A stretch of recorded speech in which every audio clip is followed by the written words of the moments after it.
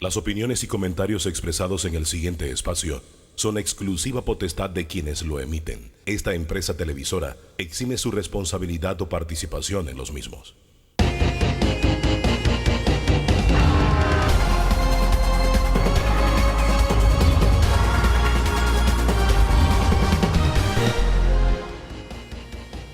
¿Qué tal? Muy pero muy buen día. Bienvenido, bienvenida a este encuentro dominical con la información, el encuentro de ideas, sí, el cruce de ideas, diferentes corrientes de pensamiento aquí en Debate Abierto. Esta es la agenda que le proponemos hoy. ¿Cuánto cuesta regresar a clases? ¿Cuánto le está costando a usted, padre, madre de familia? Hablaremos con Jorge Quintero, está al frente de la ACODECO, y también con Giovanni Fletcher de IPADECO, Consumidores. Las clases presenciales y la salud. Consejos, orientación. ¿Cuál es la estrategia que tienen las autoridades? La ministra consejera de Salud, Eira Ruiz, nos acompañará.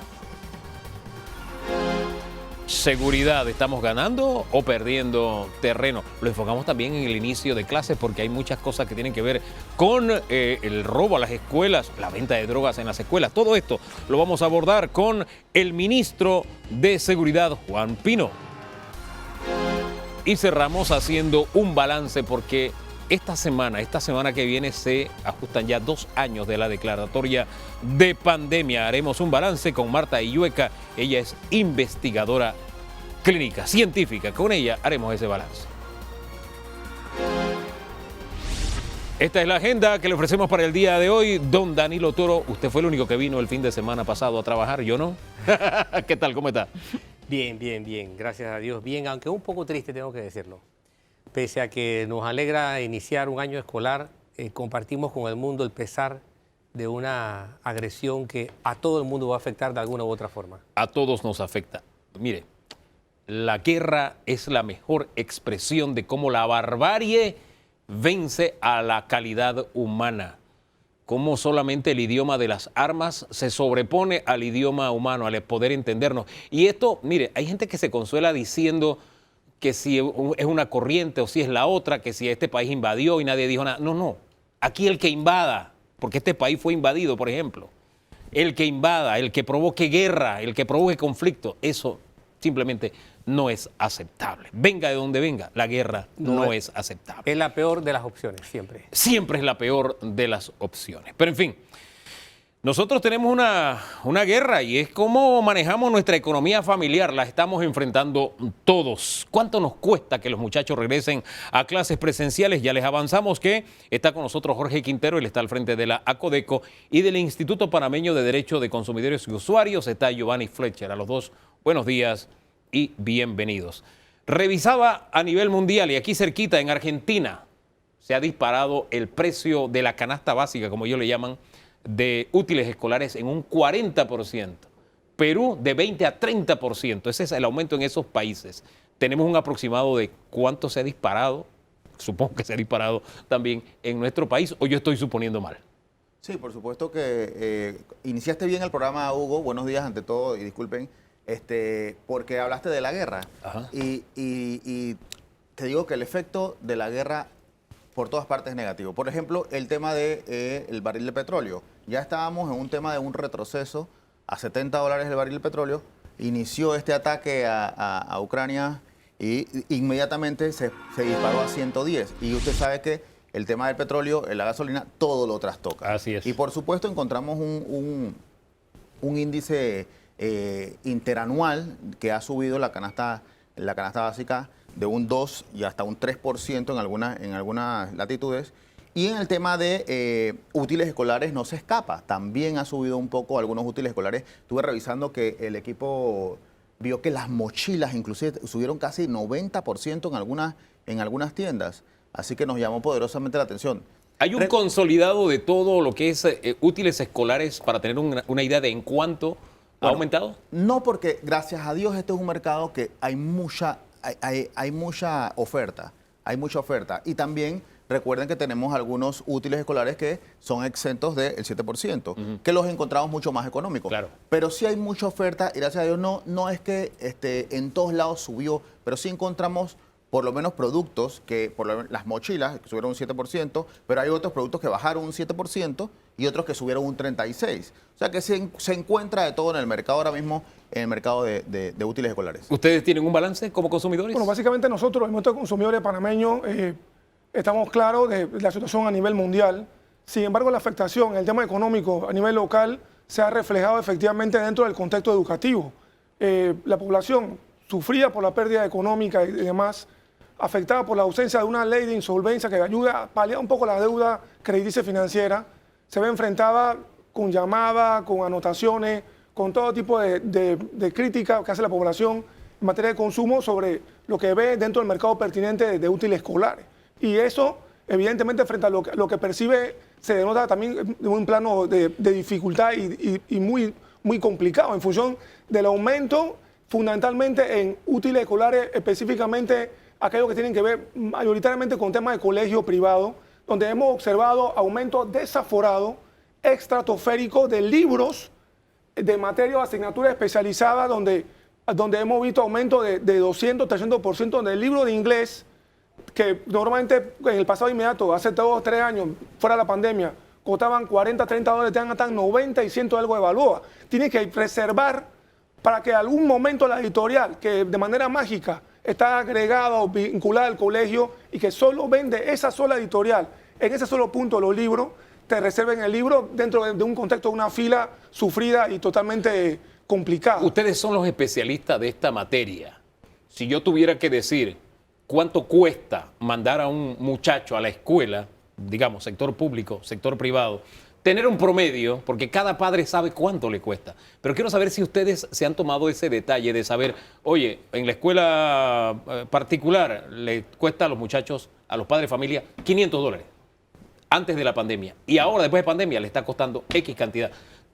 ¿Alguno de ustedes tiene ese balance? Porque esa es su especialidad a propósito. Hay muchos factores, Hugo, que van a intervenir. Por ejemplo, si el padre de familia tiene a bien o tiene la economía para mandar a su hijo en el bolsito colegial, por supuesto que eso incrementa los costos. El tema de... sí, pero promediando, tenemos un promedio pre-pandemia, promedio post-pandemia para lo privado y para las escuelas públicas. Lo que sí sabemos es que dentro del perfil, lo que los consumidores nos anotan, sí, estamos hablando fácilmente a nivel general, escuela privada, estamos hablando de que uniforme, útiles escolares, libros, entre comillas, estamos hablando fácilmente, promedio de 500 a 600 dólares. 500 a 600 dólares. Fácilmente. Bien, fácilmente. En la pública el promedio es mucho menor. Es mucho menor, pero también varía, depende de del factor económico de los padres del menor, ¿no? Sí, yo entiendo lo de la variación, pero al final lo que buscamos es un promedio para tener una idea.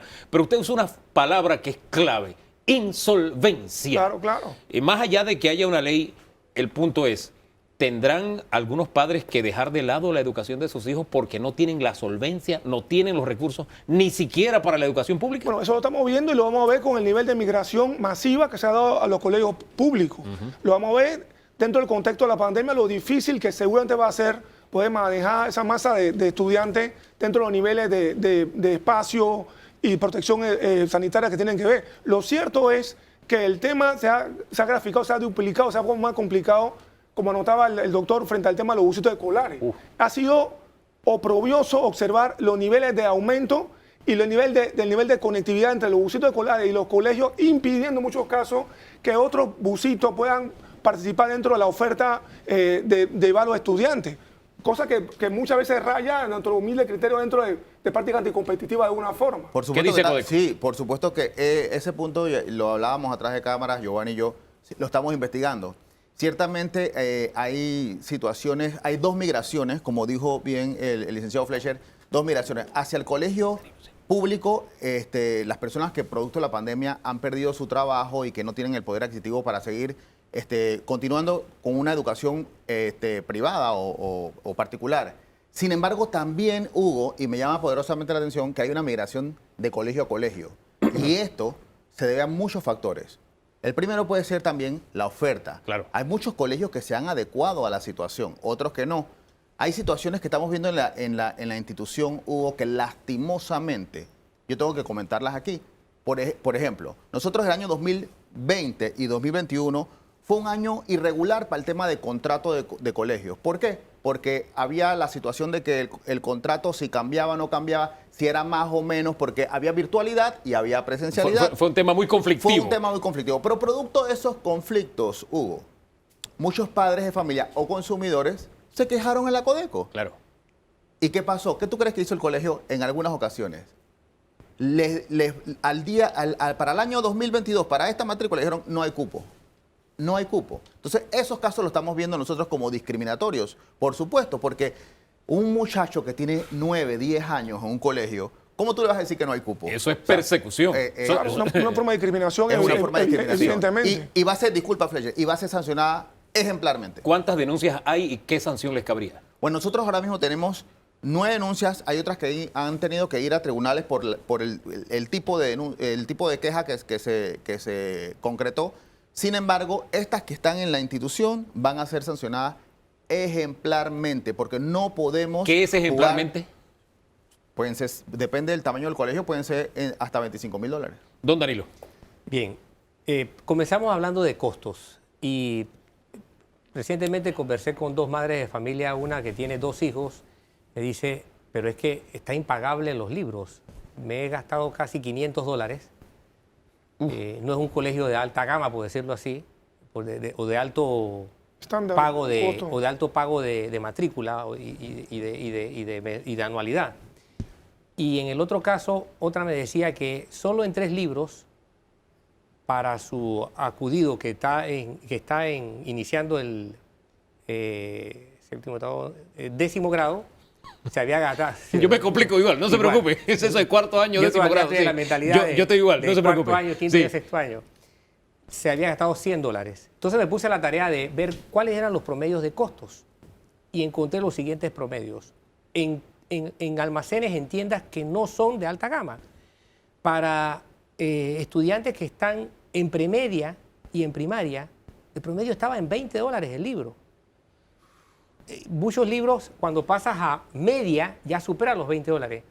Es decir, estamos hablando de cantidades importantes de dinero y la pregunta es, ¿cuándo el Estado va a conversar con el Ministerio para que exista una política distinta de uso del libro? Porque no puede ser que cada año cambie el libro por cualquier cosita. Y más con la tecnología. sí. Y más con la tecnología. Totalmente de acuerdo. Ya no hay excusa para no tener un libro por internet. Claro. Ahora, yo quiero complementar su pregunta con lo que está diciéndonos Arlenis a través del Instagram. Dice Arlenis, accesorios y útiles, precios accesibles. Uniformes caros, ya que son mercancía que sabemos que son viejas.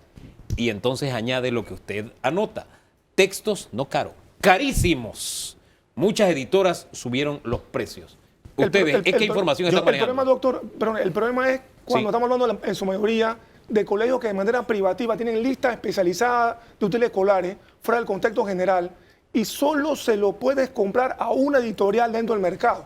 El tema se extrapola todavía mucho más cuando esos precios evidentemente tienen un dominio casi monopólico del tema y tienen que formar fila y llamar por cupo para comprar un libro de $80, $90. Esta es una práctica monopólica, ¿o no? Hay que ver... No es monopólica, casi Sí, un monopolio, digo. Exacto, puede haber un monopolio. Y digo, encontramos monopolios en algunos aspectos, pero ¿se la castiga o práctica no? monopólica, no, la práctica monopolística es la que se castiga. Ok. El monopolio existe en Panamá Correcto. en muchos mercados y ustedes lo saben. Le puedo poner 1000 ejemplos, pero lo cierto es que el tema de los libros escolares pasa por muchas razones. Uno, la editorial, y nosotros lo hemos expuesto en varios foros. También sugerimos el contrato escolar, y lo sugerimos desde que entramos a la institución, que debe ser más largo, debe ser por ciclo educativo. O sea, si yo tengo un contrato que es de primaria, o sea, de primer grado a sexto grado, yo voy a saber ya y presupuestar, porque tengo un contrato ya encajonado a primaria. Después tengo un contrato por premedia y después por media. Pero no, con esos contratos año a año, les da pie, Hugo, para que tú hagas eso, lo que acabas de decir los libros. El otro año va a ser vamos a cambiar el texto. Pero si agarras el contrato escolar y lo cierras o lo enmarcas por ciclo educativo, no vas a tener estos El problemas. problema pasa cuando al Sí. final del día tiene un colegio con la libertad de diseñar el cuadro educativo y decidir qué libro vas a usar cada año, amén de tu única capacidad de venderlo. Si el libro se vende en el mercado general, quizá la competencia fuera más abierta y más justa. Que en Pero no ocurre educación, eso. en educación me parece que esas prácticas no deben ser permitidas al fin y al cabo, ¿no? Sí, forman parte de lo usual, pero estamos hablando de la educación. No creo que hay que buscar alguna fórmula. Una de las formas, Fletcher, no sé si me compartes, de enmarcar estos gastos que tienen los padres de familia de manera que no suban año a año, libros, costos de matrícula, costos de todo, es enmarcar el contrato por ciclo educativo. Bien, esa propuesta la tenemos allí. Dios quiere que podamos concretarla. Sería una alternativa. Así se hace en otros países y funciona. Había puesto don Danilo allí el tema de que el Estado debería intervenir. Creo que es una alternativa que tampoco debemos perder de vista. Una necesidad. Es una necesidad, Así sí, es. señor. Vamos con más de los televidentes. Por favor, señor director. Ahí tenemos en pantalla a Bebón. Dice, yo mando a mi hermano con lo que había, solo le compré camisa, cuaderno Balboa. Lo demás, por ahí había. Yo cuando cobre que lo compro, le compro lo que falte y le guardo para su desayuno porque va para la mañana en primer año. Imagínense, este está decidiendo entre la comida y comprar un poquito hoy y después cuando cobre va a comprar algo más, porque aquí recibí precios. Fíjese, suéteres de educación física, $13.99. Esto es Es colegio privado. sí. Suéteres polo, 10 y 13 y $14. O sea, Y el tema se ¿qué agrava, estamos doctor. hablando? Y hay que tener mucho cuidado y al consumidor que le está escribiendo que hay que poner la denuncia cuando se puede determinar que es una venta atada. Cuando el colegio te dice las medias, El jacket. las medias por Sí. ejemplo, las medias tienes que comprar en el colegio. Así Y es. solamente tienes que comprar en el colegio y porque tienen el logo del... Eso no identifica, las medias no te van a identificar. Una insignia acá arriba en el suéter, en el polo puede ser, pero en las medias que te pongan... Entonces eso es venta atada. Inclusive el jacket. Y pueden poner la 1.70. denuncia y pueden poner la denuncia al 6330 Inclusive el jacket. Vamos con el número. ¿A qué número se pone la denuncia? 6330-3333 en la Codeco. Con mucho gusto. Le- Porque hacemos imagínense, denuncia- disculpe, claro. imagínense, 1.70 por un par de medias. Hombre, esto es Abusivo. inaceptable. No puede ser. Inclusive el jacket. Sí. O sea, el jacket para teóricamente salones con frío, etcétera. El jacket tiene que ser, muchos colegios exigen que tenga que ser rotulado con el logo del colegio. Cuando un Bueno, jacket para el frío puede ser ¿qué venden cualquiera. ellos? Correcto. Por Casualmente supuesto, venden ellos. Por supuesto, y también puede ser considerado como venta atada y nosotros lo vemos. De hecho, tenemos casos que hemos sancionado en ese sentido. El tema es que ahora se da el caso de padres que presentan denuncia y entonces le quitan el cupo al hijo, que es lo que usted nos acaba de decir. Don Danilo. Lastimosamente. Sí, yo sigo pensando que en materia de libros es el modelo el que está equivocado. Y lo digo contundentemente, es el modelo el que está equivocado. ¿Por qué? Porque el modelo está basado en la adquisición de un producto cada año, cuando el libro puede ser propiedad de la escuela, el niño que lo pierda o lo dañe, lo debe pagar. Pero el libro puede pasar 2 o 3 años con sede de la escuela. Cuando se trate de libros de trabajo, yo estudié en una escuela que con libros de trabajo, oye, qué bueno es escribir. Como ahora todo está preimpreso y hay que llenar cosas, claro, eso reduce la capacidad del aprendizaje. Pero qué bueno es escribir. Pero- y el modelo es un modelo que lleva a la pereza mental y física. Pero, don Danilo, en la ley, aquí no tenemos que inventar nada. Así En la es. ley está que esos libros no deben de cambiar Dentro de- más pero- en un pero- periodo de 5 años. exacto. O sea, ¿no se está cumpliendo la ley? Ahí está la ley. No, Correcto. ellos tienen que pedir un permiso especial Ah. y el regulador, que no somos nosotros, Correcto. que el regulador tendría que verificar para ver por qué se le está dando esa aprobación para que año a año cambie la edición. Pero ahí está en la ley. Eso limita 5 años. que me cambie el libro el año siguiente cambiándole una página o cambiándole la portada. Sin embargo, el problema es más grave, doctor, cuando observamos que esos libros de 80, 90 dólares de trabajo no se agotan. Es decir, usted revisa dentro del promedio de los estudiantes y al final del curso han llegado a la página, mitad del a la libro página queda en 40. blanco. La mitad del libro está en blanco. Sí. Eso es lo más terrible o lo lamentable. Otra cosa es que debemos de pasar al periodo ya a una situación tecnológica. O sea, los libros deben estar en Internet para el acceso de los consumidores. Totalmente Así de debería acuerdo. ser, sí. ¿Cuál es la mayor cantidad de quejas que está recibiendo a Codeco en el inicio de este año escolar presencial?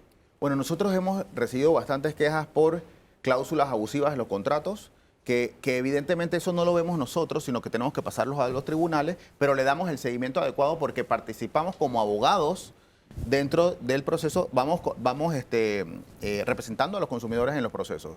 Y otro que estamos viendo últimamente es el tema que te dije de que no aceptan a los muchachos en el colegio por no tener cupo, simplemente porque pusieron una queja en la CODECO. El tema de persecución. Yo quisiera cerrar con algo de orientación dentro de esta circunstancia y tomando en cuenta también que me dice el productor que tenemos un comentario adicional antes del cierre. Aquí está el de, son muchos los televidentes que están enviando su comentario. Jackie Pinzón dice, todo más caro. Están sacando ventaja de lo que no se vendió el año pasado. Ese es el sentimiento de muchos de los tweets y de los mensajes en Instagram que recibimos. Viene otro que también va en esa línea, me dice el director. Dice, Famanía, considero que han subido los precios en uniforme. No quiero imaginar los libros. Mi hijo está en la pública y hasta el día 1 nos daremos cuenta acerca de los libros. O sea, todavía hay gente que está por saltar a un hoyo negro con esto de los precios. Delian Naidelis dice, las cosas están baratas, ya que son mercancías viejas de hace 2 años cuando empezó la pandemia. Ese es otro detalle. Una camisa de hace 2 años...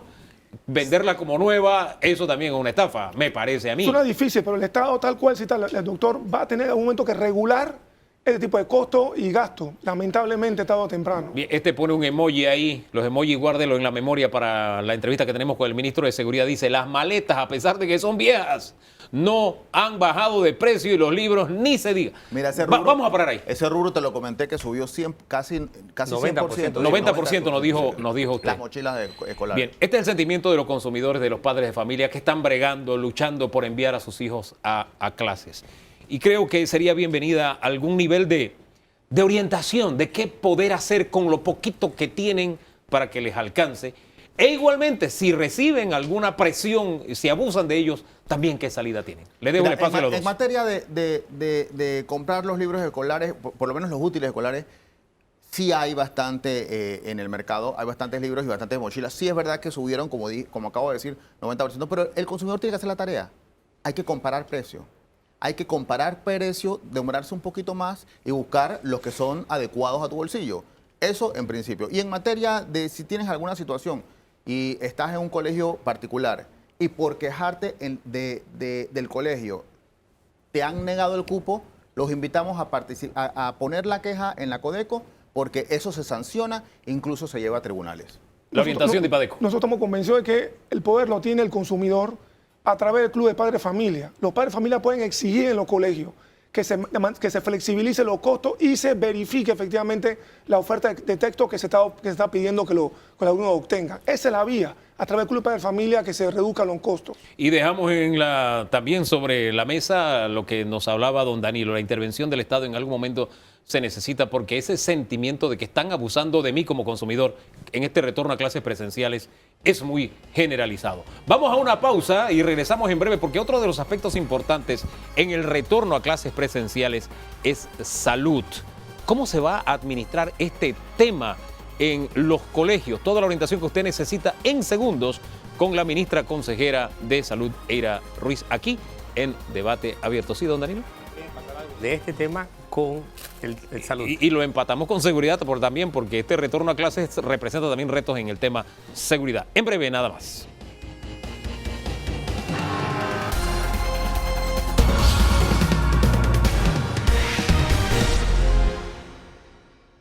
El retorno a clases presenciales está íntimamente ligado con el tema salud. Les decía al principio del programa, el 11 de marzo, hace 2 años, se declaró pandemia y seguimos en pandemia. Pero regresamos a clases. La ministra Eira Ruiz, ministra consejera de Salud, nos acompaña para toda la orientación. Bienvenida, ministra. Gracias, buenos días, ¿cómo están? Y a todos los que nos ven el día de hoy. Ministra, ¿qué medidas de bioseguridad no son negociables en una escuela para que las clases presenciales se den?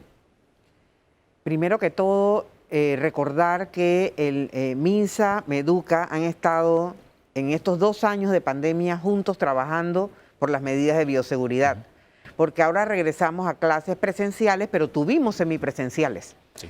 Y en las clases semipresenciales pudimos poner en práctica el plan de las medidas de bioseguridad como el uso de la mascarilla, el lavado de manos, y vimos que nos fue bastante bien porque no hubo un impacto importante en el número de contagios en los jóvenes que asistían semipresenciales. Es decir, ya los muchachos tienen el chip de usar la mascarilla. Usted los ve en todas partes. Usted Sí. ve los niños pequeñitos con sus mascarillas, ve los jóvenes de todas las edades con sus mascarillas. Entonces, ya la cultura de la mascarilla está ya impregnada en nuestro subconsciente y nos sentimos ya raros no usándola.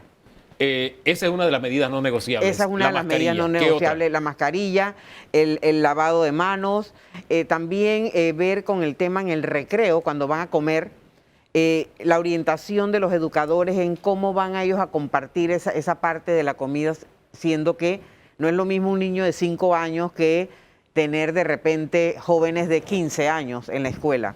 Y el tema de la vacuna. Hemos ido avanzando en el tema de la vacuna de 5 años en adelante, pero todavía nos quedan 300,000 niños de 5 años a 11 años por vacunar. Así que en esta medida, en cuanto inicien las clases, el plan de salud escolar se activará para llevar entonces esas vacunas a las escuelas. ¿Cuándo comienzan a llevarse las vacunas a las escuelas? Está programado, previo aprobación del presidente de la República en Convacunas, iniciar para el día 14 de acuerdo a la línea de tiempo que hemos estipulado nosotros con vacunas, porque nosotros lo tenemos por circuitos, así que eso irá avanzando por circuitos y las escuelas que estén en ese circuito serán entonces intervenidas, previo visto bueno de los padres de familia. ¿Esto cómo se manejará? ¿Será un permiso por escrito? ¿Cómo Sí, será? como se manejó en semipresenciales, que empezamos a vacunar de 12 en adelante, es un permiso de los padres por escrito para que sus hijos sean vacunados. Usted hablaba del antecedente de las clases semipresenciales y lo que aprendimos con eso. También hubo en verano clases presenciales ya 100%. ¿Qué experiencia se recogió? ¿Hubo algún colegio que se convirtió en clúster, donde hubo contagios? No sé. No tuvimos ese reporte de clúster en colegios, pero sí que el uso de la mascarilla fue importante. Eso sí lo vimos en un 95%. Siempre hay que decirles que la mascarilla no se usa debajo de la nariz y explicarle a los niños y explicarles a los adolescentes que es el uso correcto de la mascarilla. No es nada más tenerla aquí. Sí. Don Danilo. Ministra, sin ánimo de dejar caer la cédula, cuando yo estudié en el colegio Abel Bravo de Colón, en la década del 70, dije sin ánimo de dejar caer la cédula. Adelante, sigue, En la sigue. década del 70 había una enfermera de planta en el colegio. Después, cuando hice bachillerato en el colegio Benigno Tomás Argote, en Boquete, allí no había enfermera de planta. Las situaciones por las que hemos pasado nos permiten revisar viejas costumbres que eran buenas.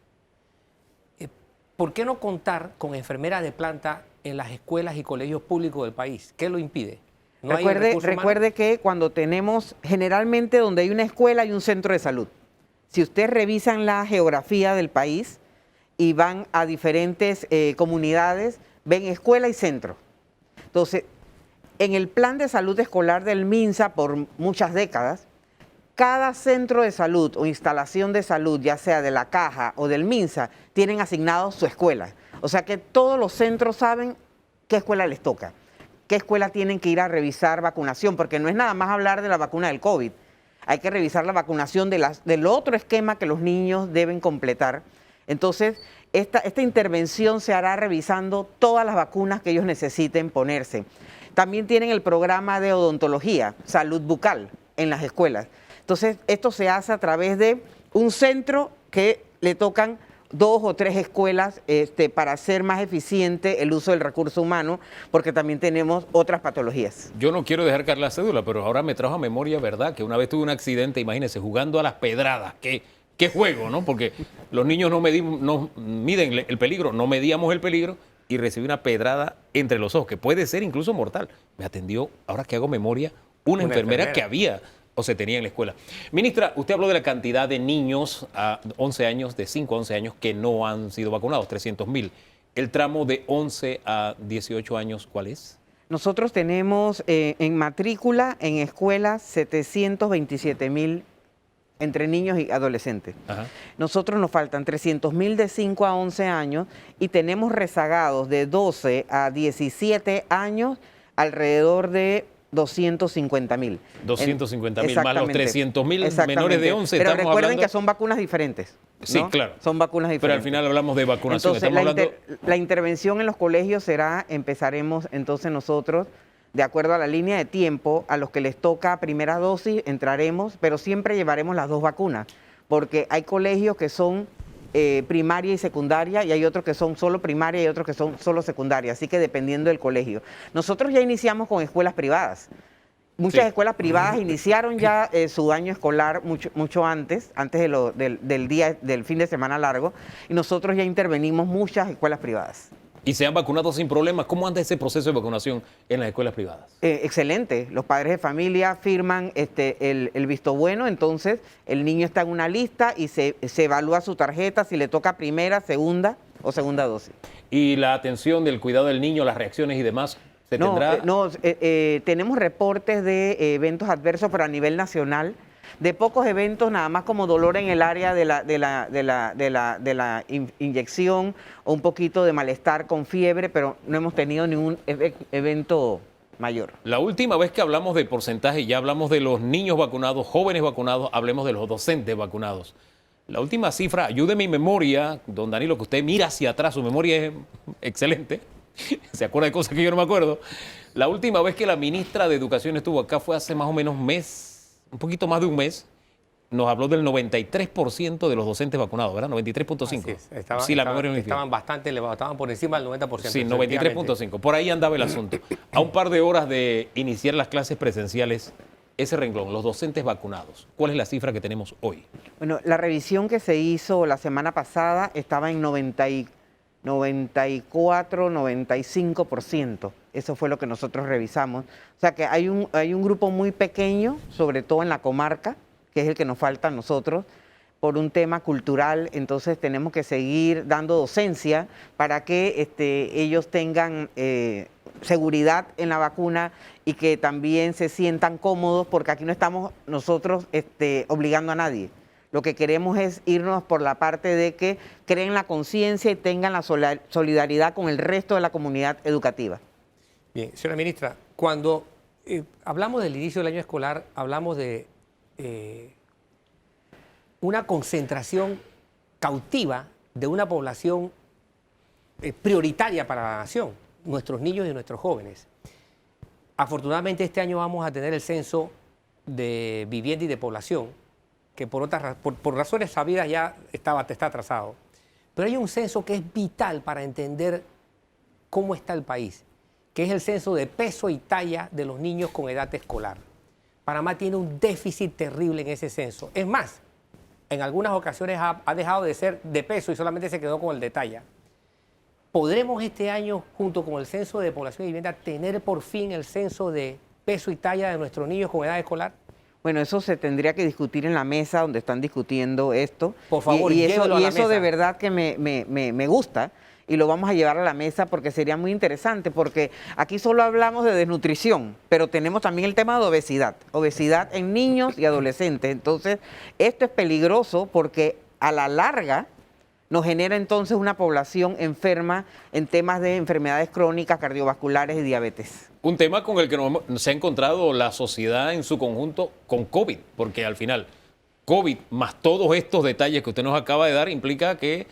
Riesgo de muerte. Exacto, así de sencilla, esa es la fórmula. Entonces, quería también puntualizar que los niños menores de 5 años, que todavía no estamos vacunando porque todavía eso no se ha aprobado, también corren riesgo de padecer COVID y de morir, porque hemos tenido niños menores de 5 que han fallecido por COVID, por enfermedades crónicas terminales. Entonces, hay que cuidar también este grupo de niños que no se pueden vacunar, vacunando al resto. Entonces, el llamado a los padres de familia es que nos apoyen, que permitan que sus niños se vacunen con esa primera dosis, con su segunda dosis, para también proteger a todo el resto de los niños que se encuentran en las escuelas. Ministra, ¿qué condiciones podrían darse en una escuela para que al final se tome la determinación de que se suspendan las clases presenciales? Si hay un clúster, si tenemos un aumento de casos COVID, sí se puede dar uno que otro caso, pero cuando vemos que hay un aumento marcado un clúster importante, entonces, como se tomó en otros momentos en algunas empresas, se cierran. Para tener más claro, ¿sería suspender clases en un salón? ¿Sería suspender las clases en una escuela? Esto de medir el clúster. El clúster depende del área de impacto. Ajá. Si es en un salón o si es en toda la escuela, o si son en 3 salones. O ¿Cuándo sea, se considera un clúster en un salón? ¿Cuándo se considera un clúster en escuela? bueno, por ejemplo, si tú tienes una escuela de 10 salones y tienes un clúster en un solo salón y el resto está bien, solo ese salón se cierra y el resto sigue dando clases.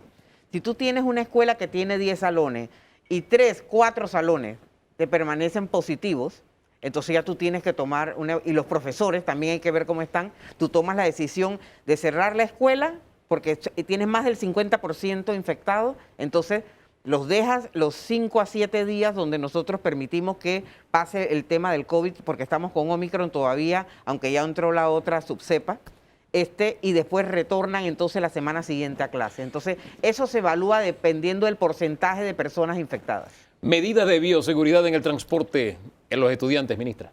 Las mismas, no cambia nada, seguimos igual. Las mascarillas, tenemos el uso de la pantalla facial, aunque la mayoría no quiere usarlas.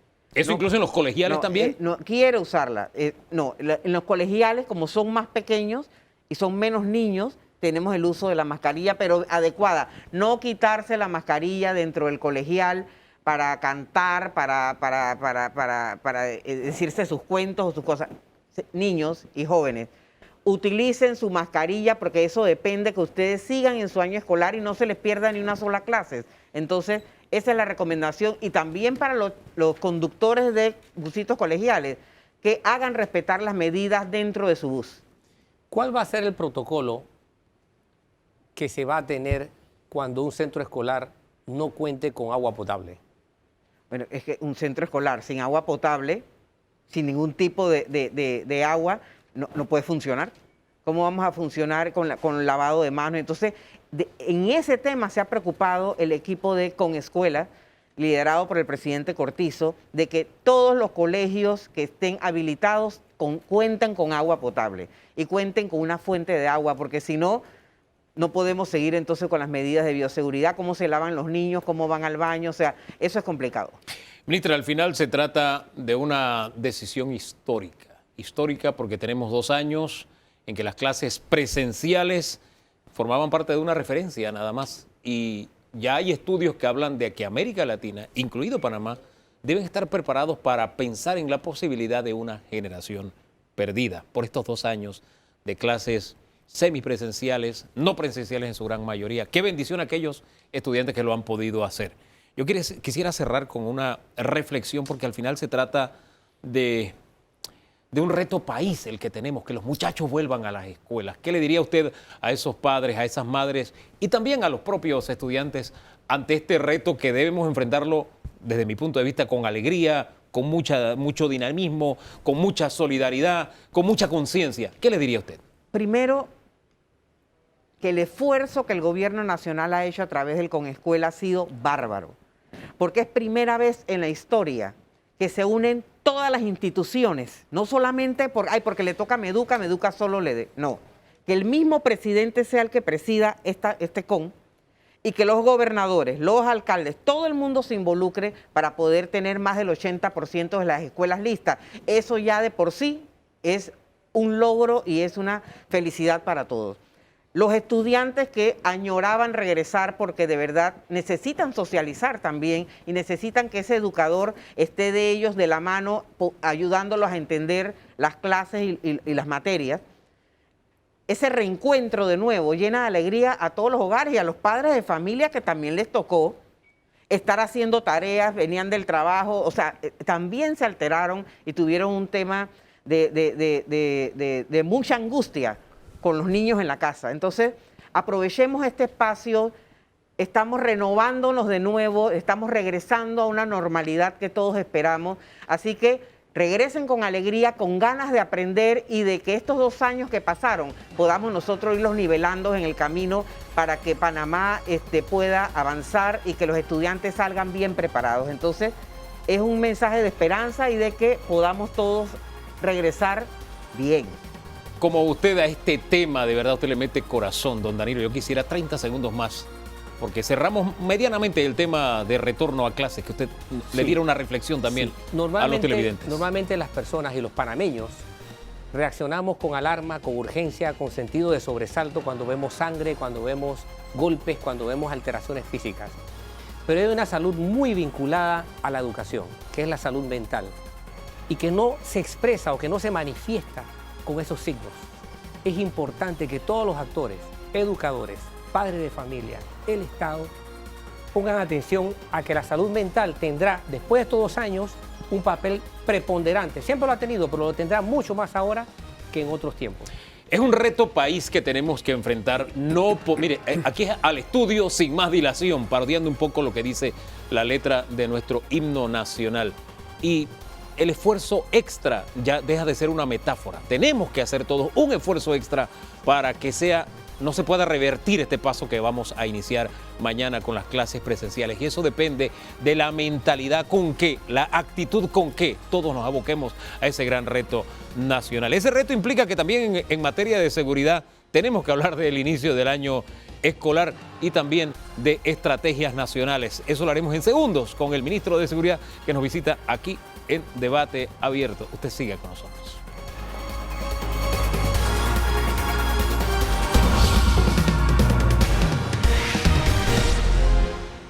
Algo de eso había. El ministro de Seguridad está con nosotros hoy en Debate Abierto. Juan Pino, señor ministro, buen día, bienvenido. Muchas gracias, Hugo, por esta importante invitación. Momentos importantes para el país. El día lunes, la apertura de las escuelas. Oiga, mañana un par de horas. En el tema tránsito, por ejemplo, no va a ser un día usual. La Policía de Tránsito tiene instrucciones. ¿Qué instrucciones se le ha girado? No solamente la Policía de Tránsito, sino toda la policía. Ya hay un accionar a nivel nacional por este primer día, que para mí y para toda la fuerza pública el día lunes, va a ser un día de regreso a la verdadera normalidad que necesita el pueblo panameño. Y para eso van a haber acciones policiales ya planificadas a nivel nacional.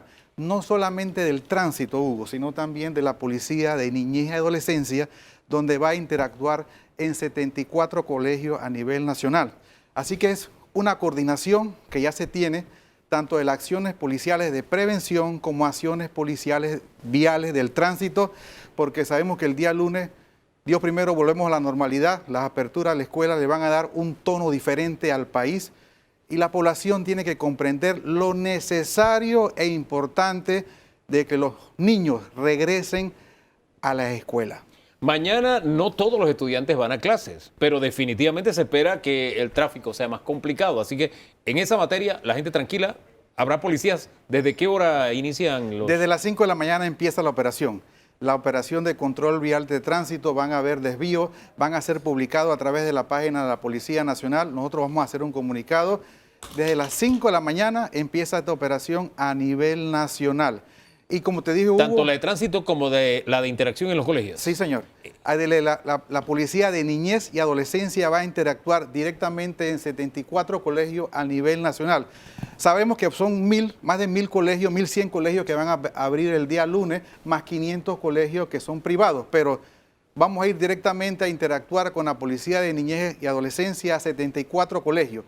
¿Qué van a hacer específicamente esta interacción de la que nos habla? Bueno, esta es la interacción que tenemos con el Ministerio de Educación para ayudar a esa normalidad, para que el niño verifique, porque es una policía de niñez y adolescencia especializada en este tema, donde no es la primera vez que interactúa con los jóvenes, con los niños. La idea es ayudar al padre de familia, ayudar al niño, guiarlo, cualquier ayuda. Entonces, este es un trabajo en conjunto que siempre hace la fuerza pública, no solamente la Policía Nacional, también lo hace el Senafrón en su área de responsabilidad y el Senan en su área costera e insular. ¿En qué colegios van a estar específicamente? ¿Hay colegios emblemáticos donde estén? Sí, hay colegios emblemáticos. Mire, son 74 colegios, sí, como te expliqué. Nosotros de carácter permanente vamos a estar en 2 colegios, sí, que son el Instituto Nacional y el Arte de Oficio. Tengo que explicar eso porque es importante que la permanencia de las unidades de la fuerza pública en estos 2 colegios van a ser de carácter permanente. En el resto del país... Oiga, un alto allí. Sí. ¿Por qué en esos 2 colegios van a estar de manera permanente? Bueno, evitar, siempre digo, para eso uno analiza, planifica evitar lo que pasó en el pasado, evitar problemas, rencillas. Entonces, la Policía Nacional es un instrumento de ayuda para que no pase ningún tipo de situación, porque son dos colegios emblemáticos que tiene Panamá, el Arte del Oficio y el Instituto Nacional. Todos sabemos lo que ha pasado históricamente. ¿Por qué esperar a que vuelva a pasar? Nosotros planificamos y coordinamos con el Ministerio de Educación para evitar cualquier tipo de riesgo, cualquier tipo de escenario. Entonces, es algo planificado, Hugo, no estamos inventando la rueda y este es algo que siempre se ha hecho en estos dos colegios. Después de los hechos sucedidos lamentables con un profesor hace varios años donde le tiraron ciertos artefactos. Sí, más allá del tema de los profesores y de la enseñanza, me interesa saber si los colegios de alguna forma están siendo también ese reflejo de lo que vemos de jóvenes en pandillas, o sea, lo que está pasando en el barrio, ¿en qué medida lo estamos viendo reflejado? Si esos grupos tienen tentáculos en las escuelas, ¿cómo anda ese tema? Mire, acuérdense que nosotros venimos de una anormalidad. Ajá. Han sido más de 2 años prácticamente sin educación. Volver a la normalidad no va a ser asunto de la noche a la mañana. Este es un asunto de cooperación de todos. Y yo lo he dicho públicamente, Hugo. Se ha visto un incremento de jóvenes ingresando a las pandillas, reclutados por el crimen organizado. Y usted lo ve en los noticieros que se hacen públicos, donde ve los jóvenes involucrados ya en tráfico de droga y en crímenes en el país. ¿Y esos tentáculos están metidos en los planteles en la educación? Bueno, para eso estamos nosotros. Para eso estamos nosotros, para ayudar a la educación, y por eso que hay 74 colegios en especial donde va a estar la Policía de Niñez y Adolescencia. Esta es parte de la contribución que hacemos como Ministerio de Seguridad y la planificación para ayudar a estos planteles a nivel nacional, donde cerca de áreas donde son áreas, se puede decir, críticas o rojas, donde existe esta influencia de estas pandillas, minimizar este efecto hacia la educación. Es un asunto de responsabilidad, pero es un asunto de todos, Hugo. Yo siempre digo que la familia ha perdido los valores y ha perdido sus deberes. Quieren más derechos, pero hay pocos deberes. Cuando usted ve jóvenes involucrados de 15 años, 14 años en hechos de drogas y crímenes, ¿dónde está el padre y la madre de familia? ¿Dónde está? Oiga, a mí me lo enseñaron, a usted también, yo creo que al licenciado Toro, que es creo que el más viejo de la mesa, sabe de la vieja escuela cómo es. Le han sacado la cédula hoy varias veces a don Danilo. ¿Sabe cómo es eso? Pero usted sabe que nosotros estamos compenetrados en la misión. Bien, esto me imagino se hace por la información de inteligencia que están manejando.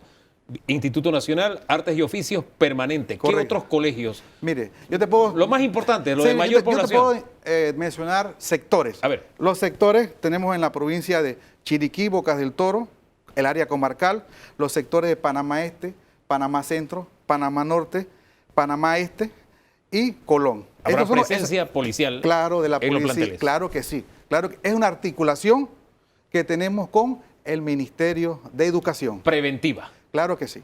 Don Danilo.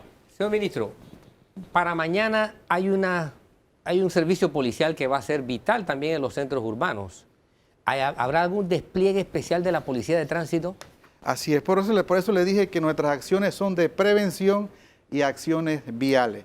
Lógicamente, la operación Génesis, la operación de seguridad que va enfocada a las paradas seguras, a las estaciones del metro, a los lugares donde circulan normalmente los panameños, se va a incrementar, más la operación vial, que también viene a apoyar para agilizar ese movimiento de la ciudadanía a nivel nacional.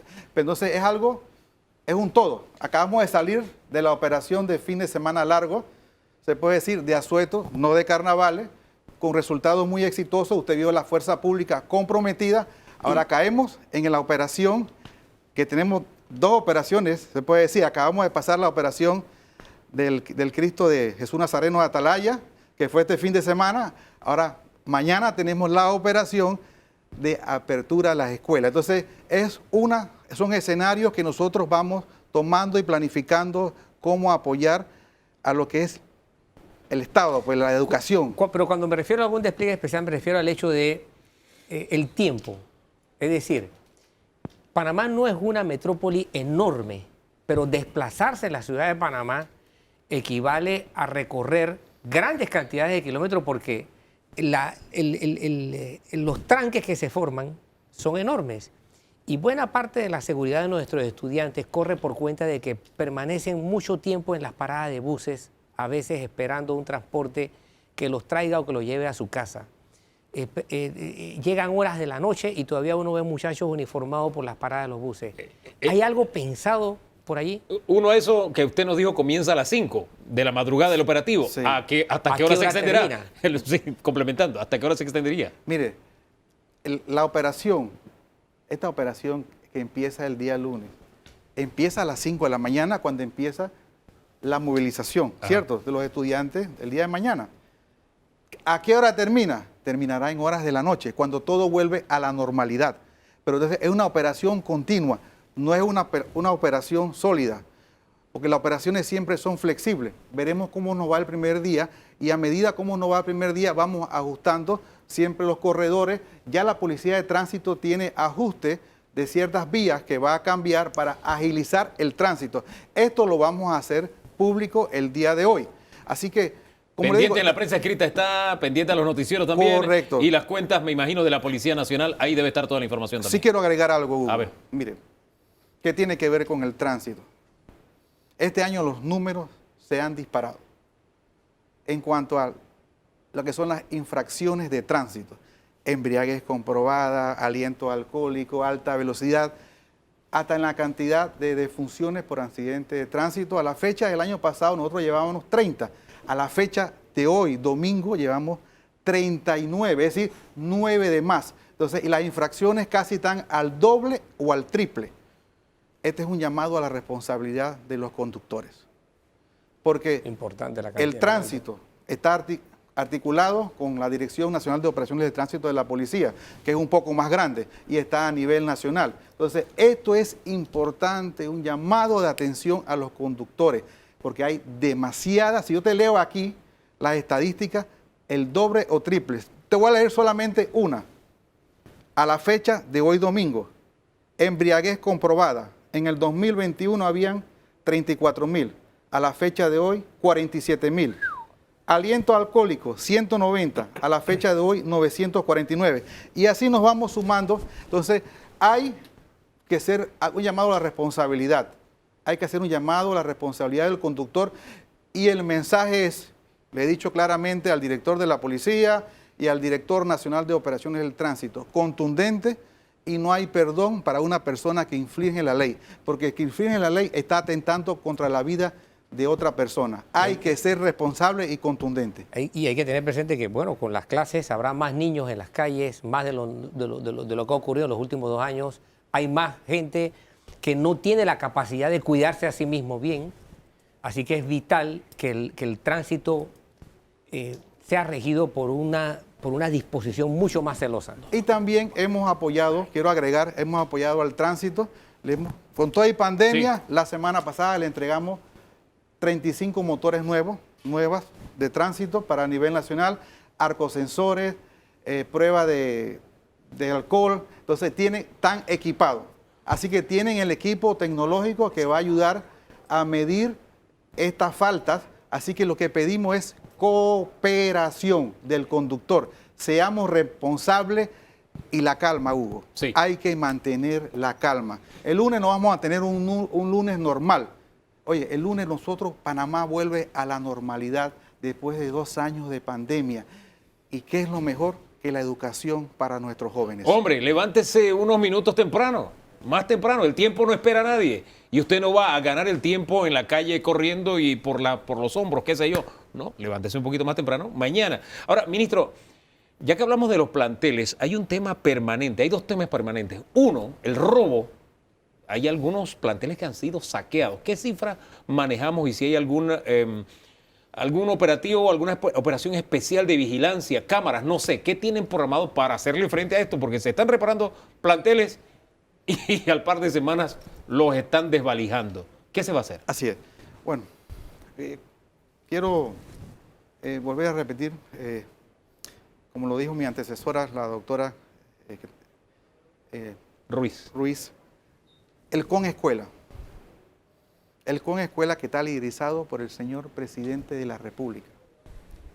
Y primera vez que yo veo en mi experiencia que se hace de esa forma, donde se hace responsable a los gobernadores, a la Junta Técnica, y donde se va a poner más del 80% de los planteles operativos a nivel nacional. Lógicamente, si hay robos y algunos planteles han sido desvigilados en esta época de pandemia, y el Estado está haciendo un gran esfuerzo. ¿Qué hicimos en equipo? Nos reunimos con el Ministerio de Educación e hicimos una articulación entre los directores regionales y los jefes de zona para darle apoyo en la vigilancia a estos planteles y más a aquellos que son planteles que realmente están en áreas rojas, donde han sido saqueados por la misma población colindante. Cuando un colegio es como una iglesia, es algo de respeto, es lo que a mí me enseñaron y yo me acuerdo, mis maestros y mis padres. Entonces, nosotros ya hay unas acciones contundentes que tenemos con el Ministerio de Educación, hay una articulación, hemos hablado con la ministra para ponerle cámaras de seguridad y tenemos el C5, donde esas cámaras no tiene que montar un centro de vigilancia porque ya lo tenemos en el C5 aquí en Ancón, la sede de la policía. Solamente necesitamos el reflejo de esas cámaras en ese lugar para ayudar a la vigilancia. Lógicamente, en estos lugares de zona roja vamos a tener patrullaje más permanente de la Policía Nacional. Ya hay una articulación para evitar estos robos.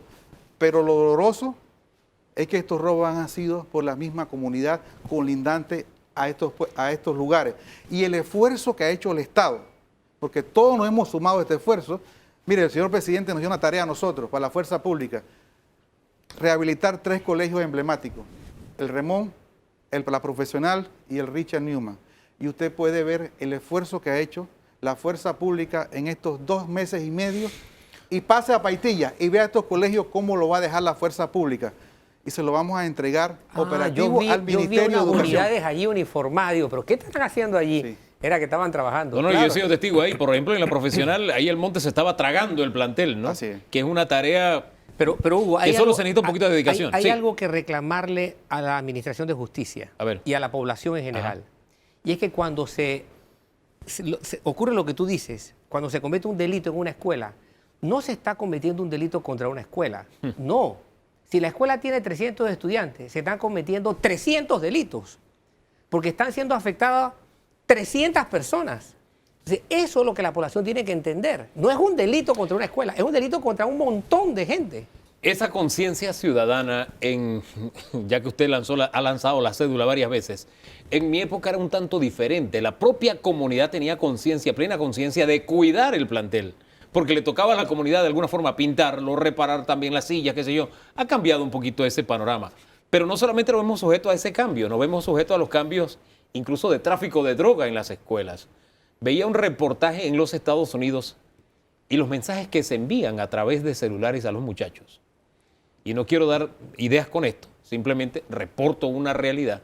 Es que cuando yo veo un emoji del hombre que está con frío y como que está nevando, yo digo, bueno, hace frío. Pero resulta que los traficantes le están enviando a los estudiantes en las escuelas el mensaje de tengo cocaína disponible. Triste y lamentablemente es así. Hablemos de eso, el tráfico de drogas en las escuelas y qué tiene la fuerza pública pensado para frenar este fenómeno. Mire, bueno, ha tocado un tema muy importante para nosotros, que es la estrategia contra la droga que tiene el Ministerio de Seguridad. Es un todo. Usted me está hablando de algo, un menudeo.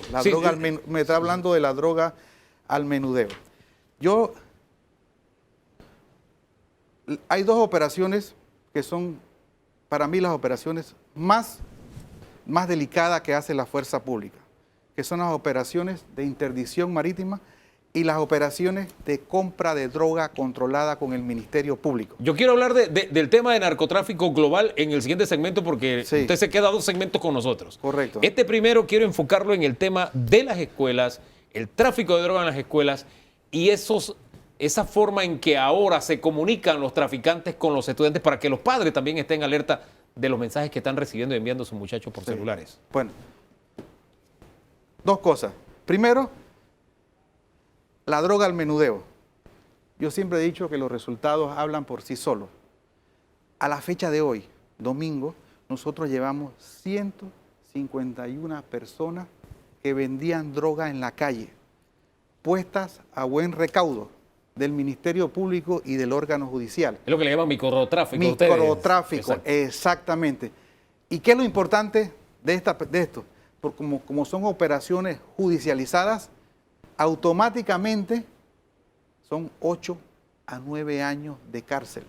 Son las operaciones más contundentes con la justicia, porque no se escapan. Son 151 personas que han sido sacadas de la calle. Pero, Disculpa antes del pero, Sí. en este renglón no está el sinsabor de que le llevo el delincuente al juez y el juez lo manda para su casa. ¿En este renglón no hay ese sinsabor? no hay, porque es una operación judicializada, Ajá. ya con el Ministerio Público. Es una operación, se puede decir, montada.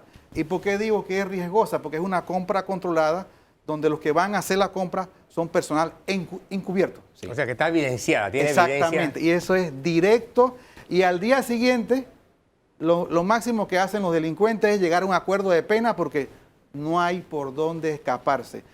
Eso ha minimizado y sabemos que eso es lo que más daño le hace a los jóvenes, la venta de droga al menudeo en la calle. Y es por eso que la Policía Nacional ha hecho contundentes operaciones contra el microtráfico.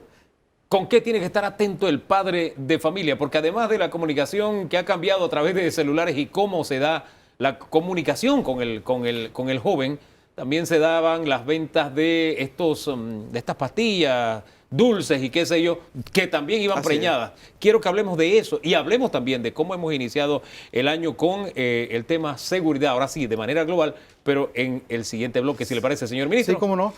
En segundo regresamos. Siga usted con nosotros aquí en Debate Abierto.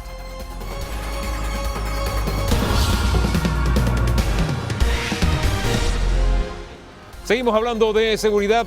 Cerramos el tema de las escuelas con una orientación a los padres de familia. ¿Qué mensaje puede estar recibiendo vía celular su hijo? Que usted debe estar alerta porque puede que su hijo esté comprando drogas. Primero eso. Y segundo, el tema de la venta de, qué sé yo, los dulces preñados, como se le llama, de drogas también en las escuelas. ¿Cómo va a estar operando la policía con este tipo de situaciones? Sí, mire, la policía está alerta en este escenario, porque sabemos que el uso del celular también como es una herramienta, es utilizada por los malhechores.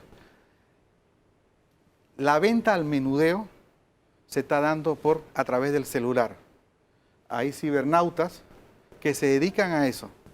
Hay gente delivery que se dedica al transporte de droga también, para esas entregas de droga. El mensaje que yo le doy al padre de familia. Mire, la droga es una pandemia que mata y es difícil regresar a su estatus normal. Tiene que supervisar a sus hijos.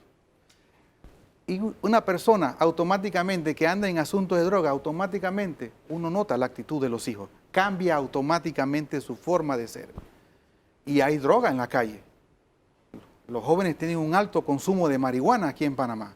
Cuando usted ve estas incautaciones de marihuana que llegan a nuestras costas en el Pacífico, esa es marihuana que se queda aquí en Panamá. No es marihuana que sube hacia el norte ni hacia Europa. Venía por acá. Venía para acá, porque tenemos un alto consumo de marihuana en los jóvenes especialmente. Ojo, si su hijo... Hay que tener mucho cuidado con los jóvenes. Mira, el rescate a los jóvenes. 2 años sin educación, que es la mejor medicina de prevención que tiene cualquier estado. Educación y deporte.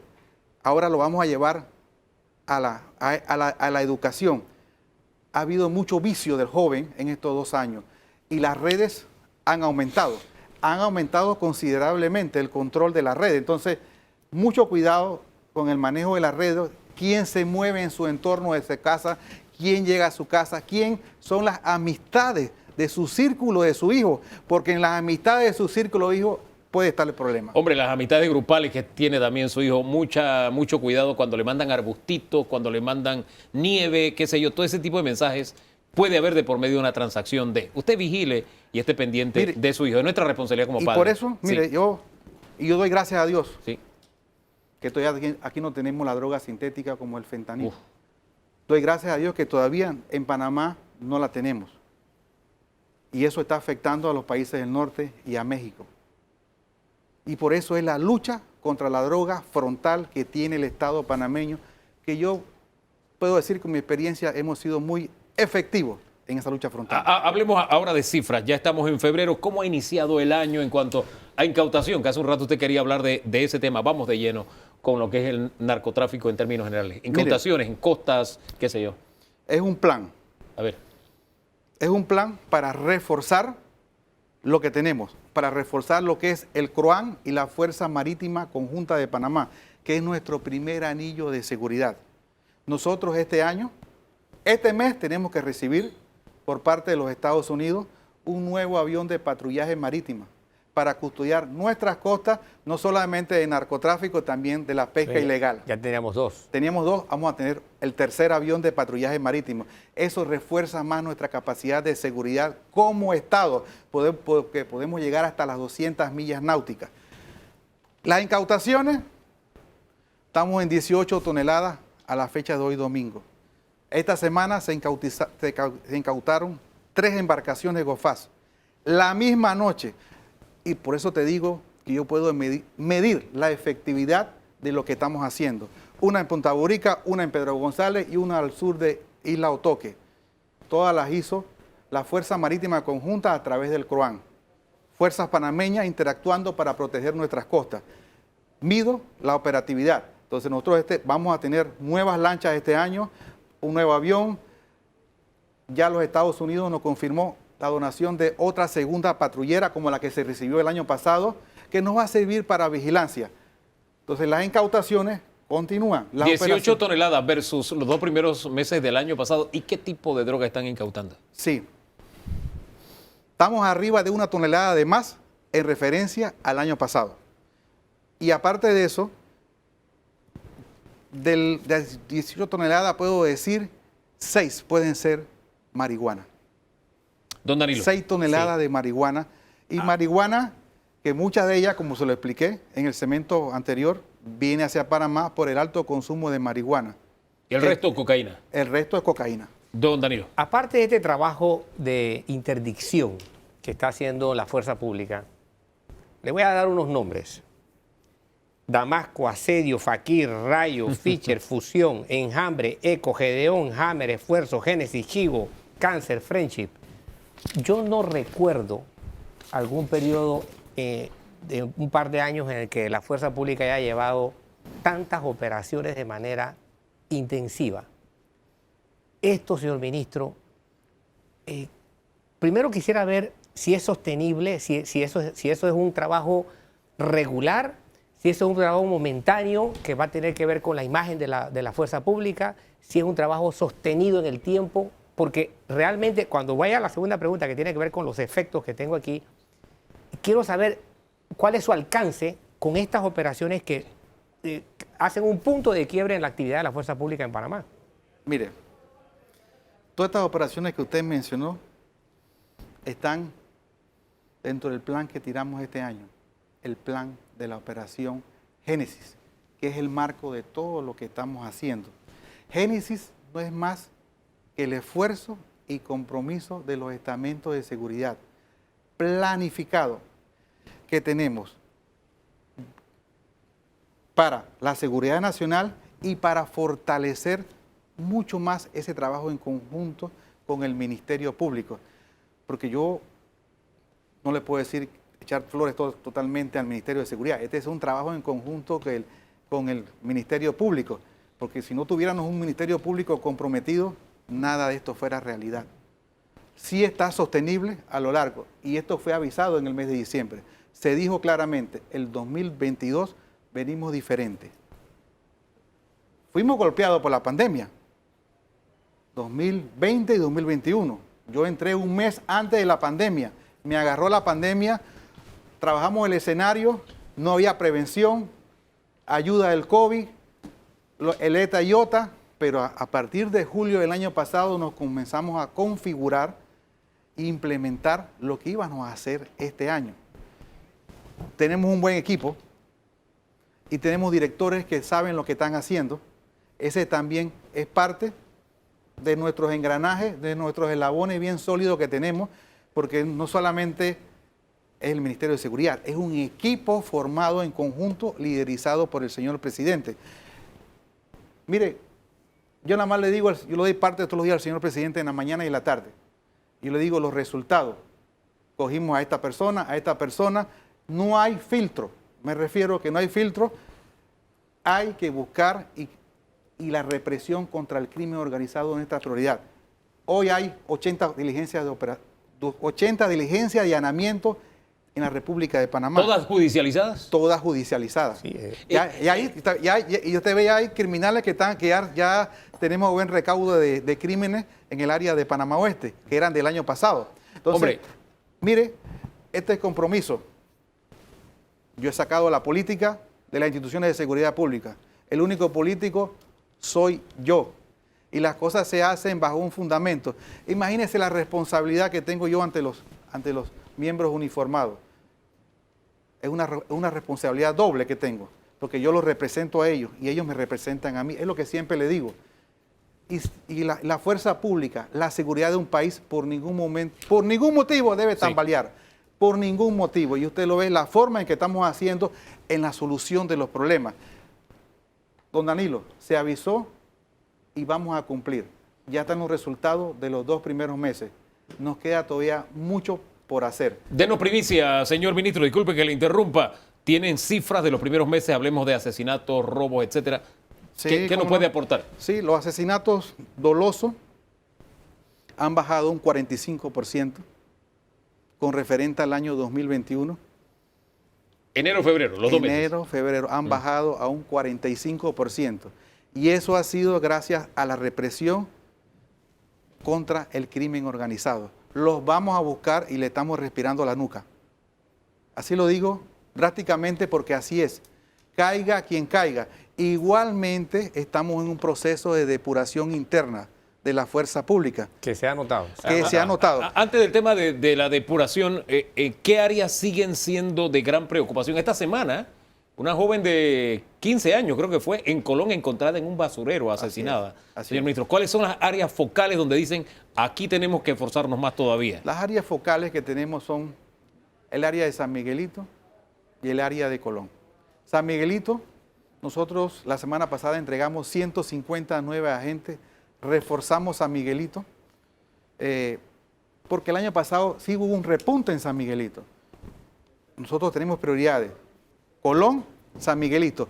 El área de Panamá Oeste en el 2020 tuvo un repunte, lo controlamos ya en unas acciones policiales en el 2021, bajó drásticamente, pero tenemos Colón y el área de San Miguelito. Ahí están nuestros 2 puntos focales. Antes eran 3 puntos focales. Tenemos una atención especial a Colón y San Miguelito. Y con Colón tenemos un manejo puntual, muy puntual. Te hablo del asesinato de la joven, doloroso, una niña de 15 años. Automáticamente tenemos a las personas responsables. Hay 4 personas responsables. ¿Ustedes saben por qué? Por las acciones policiales y por lo que está haciendo el Estado panameño. Esas personas fueron captadas por las cámaras de videovigilancia de Colón, bajando del edificio la persona envuelta en la cajeta para tirarla al basurero. Entonces, esto es parte de lo que nosotros estamos haciendo. Esto no tiene perdón de Dios. Para Dios, ¿de qué forma habrán que le hubieran quitado la vida a esta menor de edad? Pero Sí, automáticamente la operatividad de la fuerza pública se ve. Ya. Las 4 personas responsables están a orden del órgano del Ministerio Público para llevarla al órgano judicial. Entonces, ahí es donde pedimos, y yo estoy seguro, ya estoy viendo los cambios en el órgano judicial muy positivamente y tengo dentro de mí un sentimiento que las cosas van a cambiar. Ahí se me adelantó la pregunta porque usted públicamente, y aquí también en radiografía iba a decir, en debate abierto. No se equivoque. No, pero estamos en la misma casa, no hay problema. Eso que dice que su cédula es más nueva. Estamos en la misma casa, no hay problema. Además, este programa también se retransmite a través de EcoTV. Sí. El punto es, Usted públicamente le había lavado las orejas al órgano judicial. Aquí lo hizo en debate abierto. ¿Esto ha traído algún resultado, algún cambio de actitud? Sí, yo he visto un cambio de actitud. Yo he visto un cambio de actitud porque yo evalúo las cantidades por lo menos la operación ECO. Se pusieron 33 personas, 32 personas a orden del órgano judicial.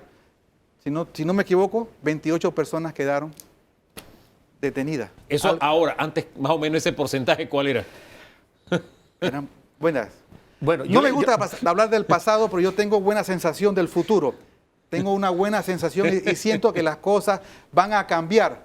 Van a cambiar porque, mire, si vemos la banda que hizo el desastre en la discoteca en Santana, esa banda en su momento fue llevada por la Policía Nacional ante los estrados y a todos les dieron una medida. Si en su momento se hubiera actuado como es, no hubiera habido este desenlace fatal.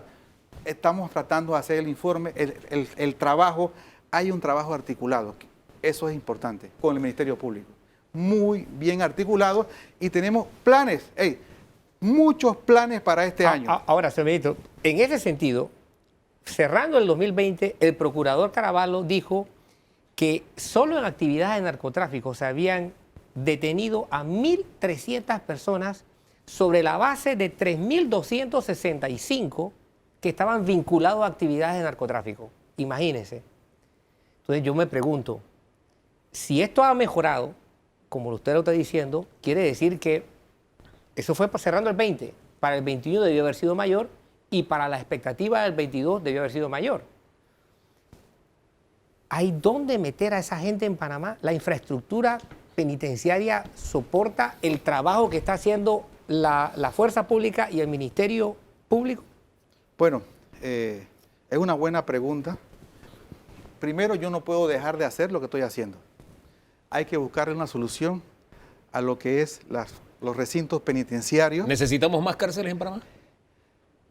Yo pienso que no más cárceles, pero sí otras medidas como brazaletes, personas que de repente no tienen ese perfil de delincuente, de crimen organizado para estar en su casa con una medida cautelar. Hay otras medidas que se están buscando para este tema. Pero tenemos años buscando los brazaletes y no llegan, ministro. Bueno, es un asunto que hay que aterrizar. Mire, es un asunto que hay que aterrizar. ¿Lo va a aterrizar su administración? Con prioridad. Tiene que aterrizarlo esta administración, porque no es un asunto totalmente del Ministerio de Seguridad. Aquí entra el Ministerio Público, aquí entra el Ministerio de Gobierno, entran otros ministerios, pero se está trabajando en eso, Hugo. Pero yo no puedo dejar de hacer lo que estoy haciendo, porque la población, ¿qué pide la población? Seguridad. Y en eso estamos. Los resultados hablan por sí solos, los dice. Señor ministro, aunque usted dice que los resultados hablan por sí solos, había gente que apostaba que usted iba a salir del gabinete o pedían su renuncia. Usted es un sobreviviente realmente.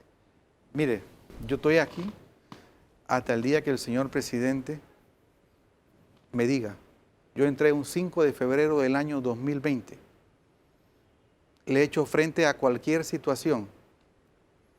No soy sacado de un cajón, de un pupitre.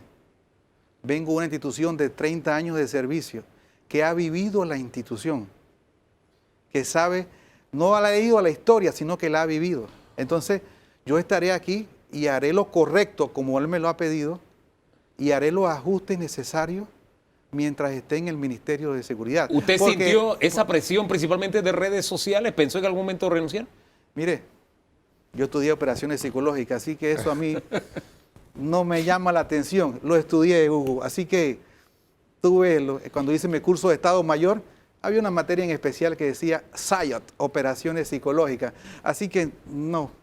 Lo que sí tengo es presión por muchas cosas que quiero hacer este año y quiero aterrizarlas. ¿Qué tanto lo presiona el presidente? ¿Le ha alado las orejas? ¿El presidente? Sí. El presidente, claro que nos llama la atención cuando ve algo que está, como dice, agarrando calor. ¿Qué está pasando aquí? Porque hay bastantes escenarios. Tenemos el escenario migratorio, narcotráfico, crimen organizado. Tenemos varios escenarios en Panamá que estamos atendiendo a la vez. No solamente es crimen organizado, también es ley y orden y otros escenarios. Oye, el más. escenario de depuración interna que le cortamos cuando nos lo iba a explicar. Bueno. ¿Cuántos policías este año y también de los otros estamentos han sido sacados de la fuerza? Del 2019 al 2021, el año pasado, 121 personas han sido destituidas. ¿Este año? Este año van 6 del Senan, de la operación que pasó, que esto fue pública, y hay en proceso unos otros oficiales más de la Policía Nacional. Entonces, mire, este es algo simple y sencillo. ¿El más alto rango, señor ministro? Disculpe que lo interrumpa. El más alto rango. ¿Sí? Tenemos 2 comisionados en proceso de destitución, tengo que decirlo claramente, por faltas, así que... ¿Qué tipo de faltas? Bueno, no puedo explicar porque esto hay un Claro, debido al proceso, pero quiero decir que, como te dije, Hugo, hay una responsabilidad. Yo tengo que ser justo con todos los hombres, hacer lo correcto, como me lo pidió el presidente, y como siempre lo he hecho, hacer lo correcto, porque si yo hago lo incorrecto, soy injusto, soy traidor, ¿me entiendes? Entonces, en este momento estoy haciendo lo mejor de mí, con un equipo de seguridad alineado, trabajando en conjunto, y yo considero que los 4 directores que tengo de Fuerza Pública lo están haciendo excepcionalmente y comprometidos. Los resultados hablan por sí solos. Señor ministro, gracias por haber estado acá. Cuando ya podamos hablar de estos 2 comisionados, algo más, nos visita de nuevo. Perfecto. La puerta está abierta. Siempre. Gracias, ministro. Vamos a una pausa y en segundos regresamos. Hoy cerramos hablando sobre estos 2 años de pandemia que ha enfrentado el mundo. El 11 de marzo, 2 años de pandemia. E igualmente, alguna orientación adicional con el retorno a clases. Una científica nos acompaña, la doctora Marta Illueca, en breve.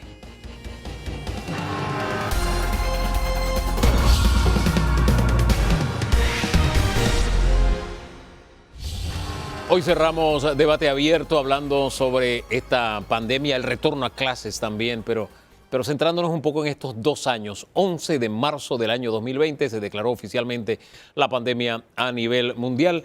Una científica que de manera permanente ha estado orientando el país, ayudando, colaborando, ha sido la doctora Marta Illueca. Ella es investigadora clínica y nos acompaña una vez más. Doctora, buen día y bienvenida a Debate Abierto.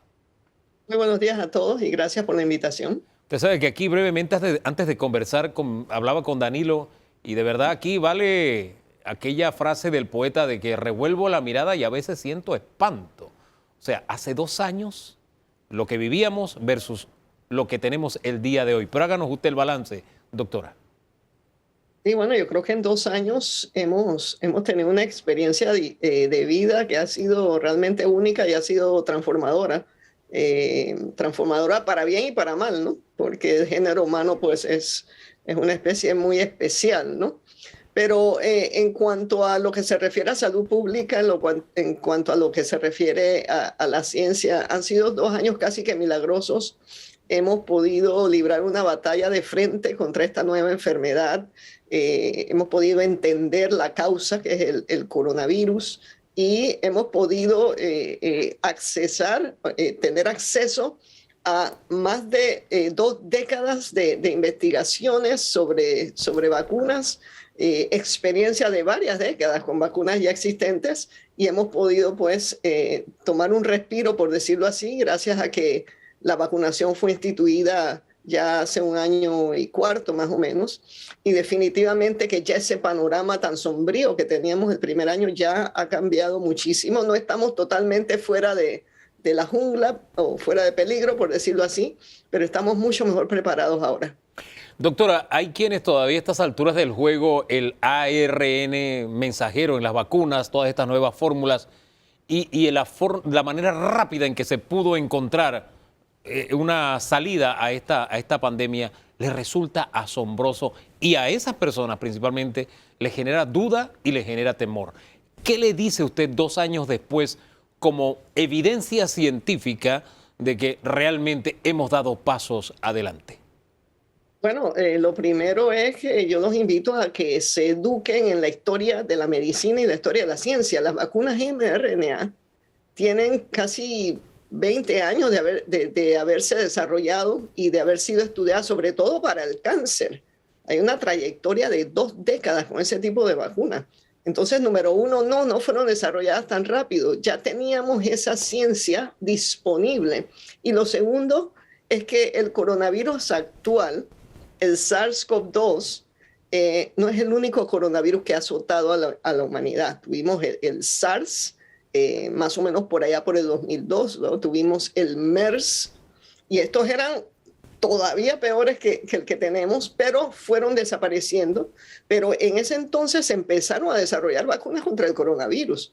Y ese legado hemos podido, pues, nos ha servido de apoyo para entonces poner todas nuestras cabezas y nuestros cerebros científicos juntos para entonces adaptar lo que ya teníamos en esas 2 décadas a la situación actual.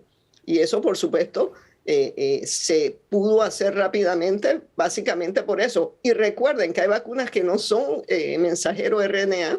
Esas todavía las conocemos de hace más de 4 o 5 décadas. Entonces, esa palabrita de que se desarrolló rápido hay que eliminarla de vocabulario, por favor. Ya estamos, seamos maduros, seamos cuidadosos, leamos con cuidado la historia de la medicina y se va a ver que esto no es tan nuevo como mucha gente cree. Don Darilo.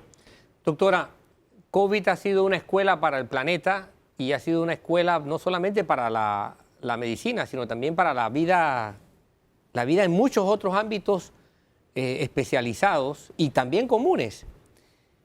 ¿Qué hemos aprendido o hacia dónde va a ir la medicina después de lo que hemos aprendido a COVID? ¿Hacia la parte de prevención, hacia la parte de vacunación, debemos ponderarla más? ¿O todavía COVID nos deja un campo abierto al desarrollo de tratamientos, al desarrollo de fármacos, a ver cómo se cura una enfermedad? ¿Cuál de esas 2 vertientes es la que va a tener más impulso después de la experiencia de COVID? ¿La prevención o la curación? Bueno, necesitamos las 2, Danilo. El problema que tenemos con la curación, cuando se trata de enfermedades causadas por virus, tenemos una barrera con la que se ha estado luchando también por décadas, y es que los tratamientos contra este tipo de microbios, que son los virus, son muy difíciles de desarrollar. Sí tenemos ya algunos tratamientos que se están usando, pero los medicamentos por excelencia que quisiéramos tener ya desarrollados para el coronavirus a un nivel que todavía no lo tenemos, son muy difíciles de desarrollar y de producir.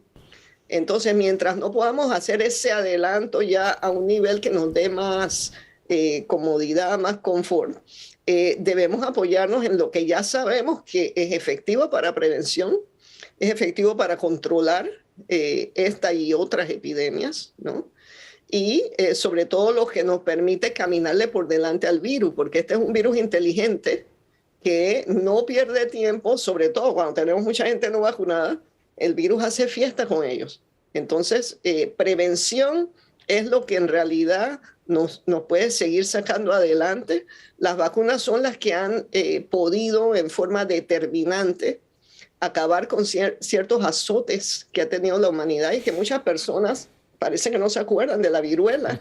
La viruela mató a millones de personas y ya desapareció del planeta gracias a la vacuna, ¿no? Luego el polio ya prácticamente estamos llegando al nivel que ya no va a haber polio en el mundo. De los 3 tipos de polio ya hemos salido de 2. El polio dejaba a nuestros niños paralíticos de por vida. O sea, hay que ver la panorámica en forma balanceada y no centrarnos pues en una sola idea aquí y allá. Entonces, prevención es primordial. Curación, seguimos batallando en la ciencia para ir afinando, ¿no? Ir afinando los pocos fármacos que ahora mismo tenemos y que a pesar de tenerlos, tienen efecto limitado, número 1. Y número 2, son muy, muy difíciles de producir. Doctora, ya que estamos mirando a futuro, ¿se atreve usted a vaticinar que con este virus vaya a pasar lo mismo que nos recordó, ocurrió con MERS y ocurrió con el SARS-CoV-1? ¿En qué sentido? ¿En el sentido de desaparecer? Exacto. Sí. Bueno, el virus, el SARS y el MERS no duraron tanto como este. Entonces yo diría, este no parece dar trazas de que quiere desaparecer. Este virus parece que fuera uno de estos apps del teléfono que se actualiza cada cierto tiempo. Entonces, soy un poco más escéptica en pensar que va a desaparecer, pero soy optimista de que se va a controlar, sobre todo gracias a la vacunación, y que lo vamos a tener a un nivel, lo que se llama endémico, en que vamos a vivir con él como vivimos con la gripe y como vivimos con la influenza, ¿verdad? pero que al menos vamos a poder contener pues esa mala racha que hemos tenido pues de tantos casos serios y eso, pero tenemos que entender que la vacunación es la que nos va a ayudar a entrar a ese nivel endémico. Y en este ejercicio de mirar hacia adelante, no soñando, sino con los pies sobre la tierra y con la evidencia científica que se tiene, ya que nos recordó el polio, la polio, perdón, si la segunda generación de vacunas contra la polio surgió 5 años después, en la década de los 50 del siglo pasado, nosotros podemos esperar nuevas generaciones de vacunas aún más eficientes en menor tiempo. Totalmente, totalmente, porque tienen que acordarse de otra cosa, y eso que mencionas de hace 50 años, ¿no? Tenemos una tecnología que antes no teníamos. Entonces, no solamente tenemos esa ciencia y ese legado, ahora tenemos un legado propio de este coronavirus, ¿no? De 2 años de enfoque con este coronavirus, ¿no? Pero tenemos ya la tecnología y tenemos ya la prueba de que estas vacunas son efectivas, en que los cambios que se le hacen a estas vacunas al ajustarlas a nuevas variantes son cambios mínimos. Y quiero recordarles que hasta la fecha, incluso con la famosa Omicron, incluso con esta nueva subvariante BA.2, las vacunas todavía son muy efectivas. Entonces, no hay que salir corriendo a cambiarlas. Es más, se han hecho algunos estudios tratando de hacer ese cambio y no se ha encontrado mayor beneficio sobre lo que tenemos ahora mismo. Así que estamos bastante bien. Estamos bastante bien e iniciando clases presenciales en Panamá. ¿Qué nos dice la estadística a nivel mundial? O por lo menos, ¿qué información maneja usted de los Estados Unidos con el tema clases presenciales y su relación con pandemia y vacunación, por supuesto? Sí, en Estados Unidos ya se lleva más de un año escolar en que se comenzaron las clases presenciales. Hay 2 o 3 cosas que son importantes de tener en cuenta cuando hablamos de clases presenciales y que son los factores que en realidad han permitido regresar a clases, al menos acá en Estados Unidos y en otros países, de una forma segura, ¿no? Y es la presencia en clases va a la par con la transmisión comunitaria. Si la transmisión comunitaria del virus está controlada, es muy, muy seguro permitir las clases presenciales. El segundo factor que ha sido determinante en proveer esa seguridad a las escuelas y que quizás pronto desaparezca, pero en Panamá estamos al comienzo de este trayecto de reapertura, es el uso de las medidas de bioseguridad, porque ese es el grupo que tenemos de edad que todavía no hemos podido cubrir suficientemente con la vacunación. Entonces, las mascarillas, el distanciamiento, se habla de 1 metro en vez de 2 metros, pero importante la vacunación y tener un sistema de trazabilidad. Ahora, vacunación para niños desde los 5 años, ya la tenemos en Panamá y es muy segura y muy efectiva. Y luego la vacunación de los maestros es importantísima. Ojalá que los maestros que no se han vacunado pues se solidaricen pues con este esfuerzo de mantener las escuelas seguras. Y otro punto que es muy importante que yo les comunique o les comparta es que ya tenemos información estadística de Estados Unidos y de otros países, Italia, Australia, ¿no? En que ya podemos decir, y ciertamente lo puedo decir de acá de Estados Unidos, que las escuelas no son foco de contagio importante para el coronavirus. Cuando ha habido transmisión de casos dentro de una escuela, ha sido mayormente entre maestros o entre personal adulto de la escuela. No ha sido ni de niños a los maestros, ni de los maestros a los niños, ni de los niños a los niños. Claro que puede haber casitos que aparezcan, pero la presencia infantil en las escuelas no ha sido un foco de contagio. Eso no quiere decir que no sean reservorios. De allí la importancia de las medidas de bioseguridad para evitar que pueda haber transmisión del virus entre los niños. Doctora, Estados Unidos presentó cifras realmente espeluznantes, alarmantes, que dejó la pandemia de COVID-19, tanto de infectados como de víctimas mortales y de gente con secuelas. Y en Estados Unidos hay un importante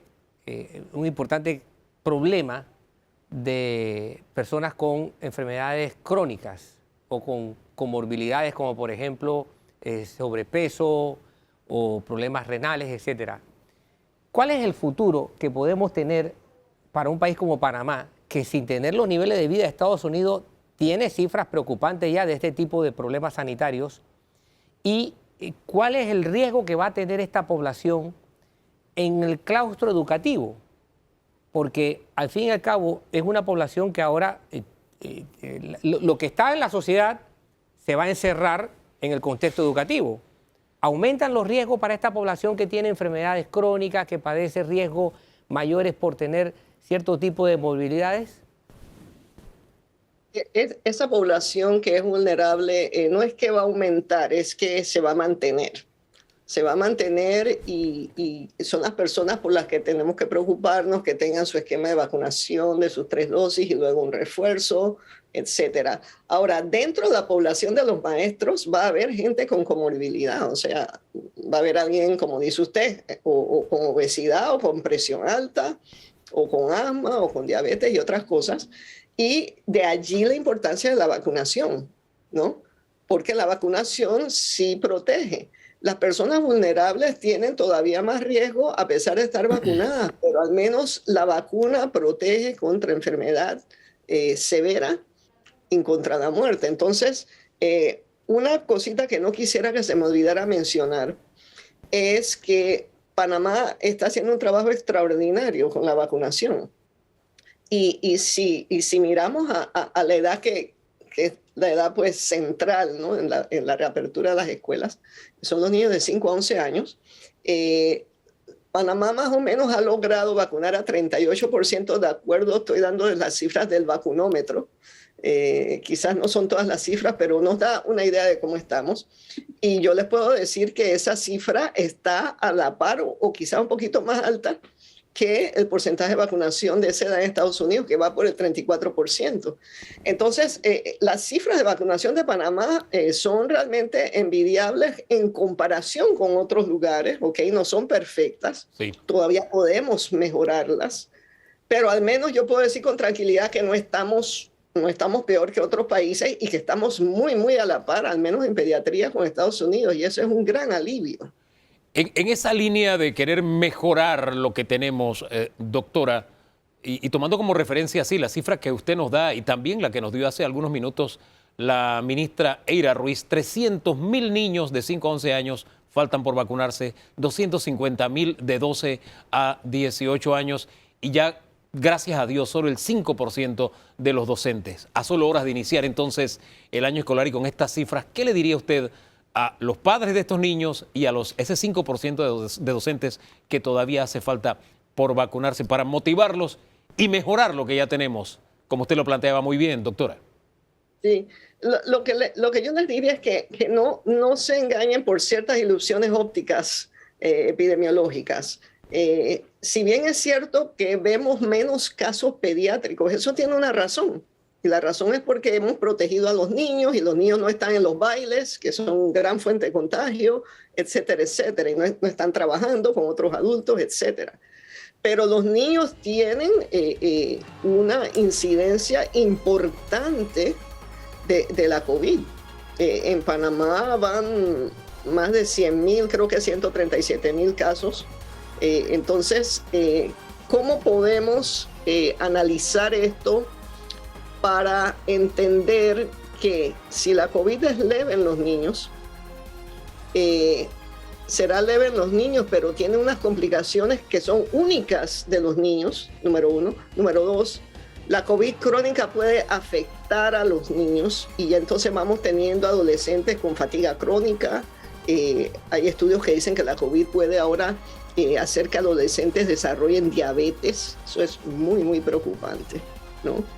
Entonces, no podemos descartar el papel que juega la COVID en la niñez. Y la incidencia en Panamá de COVID está por el 18%, y ese es más o menos la incidencia en Estados Unidos. Doctora, Entonces, siempre orientador escucharle. Gracias por su participación. Gracias No. por su participación este día. ¿Sí, iba a anotar algo más? Que no le tengan miedo a regresar a la escuela, que entiendan que es un balance entre medidas de bioseguridad, entre el plan del Ministerio de Educación y el Ministerio de Salud, para tener un buen sistema de trazabilidad y monitoreo de la transmisión comunitaria. Si la transmisión comunitaria está bajo control, las escuelas deben ser muy seguras.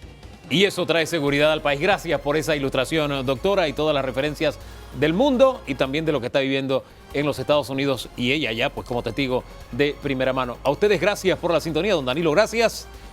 El próximo, la próxima semana.